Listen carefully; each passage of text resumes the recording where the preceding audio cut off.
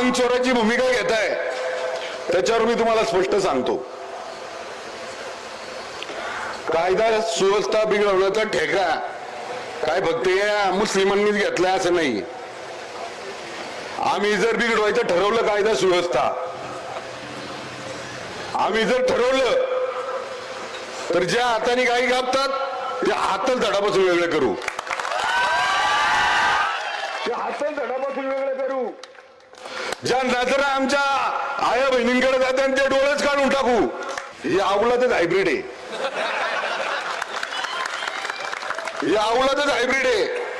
अरे आम्ही आज तळतळीनं बोलतोय, कळकळीनं बोलतोय, याच्या मागची भावना लक्षात घ्या, याच्या माग आमच्या काय भावना आहेत त्या लक्षात घ्या.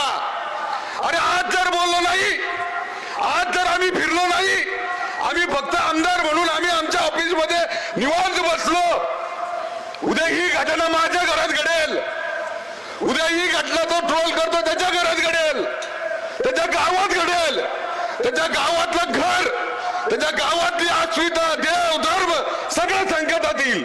म्हणून आम्ही सगळीकडे फिरतोय. अरे आम्हाला फक्त राजकारण करायचं असतं, निवडून यायचं असतं तर जाहीरपणे आम्ही म्हणतोय, जाहीरपणे आज पण म्हणतोय, मला या लांड्यांचं मतदानच नको, मला मतदानच नको. अरे जो वाईट नजर टाकतो माझ्या माता भगिनींवर त्याचं मतदानच नको. अरे जो आमच्या या देवस्थानच्या जागेवर वगवट बसवतो त्याचं मला मतदानच नको.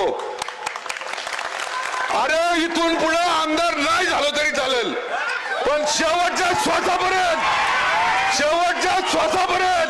हिंदू धर्माच्या अस्मितेसाठी, हिंदू धर्माच्या देश धर्मासाठी आम्ही सगळेजण प्रत्येक ठिकाणी जाणार, ही जागृती करणार.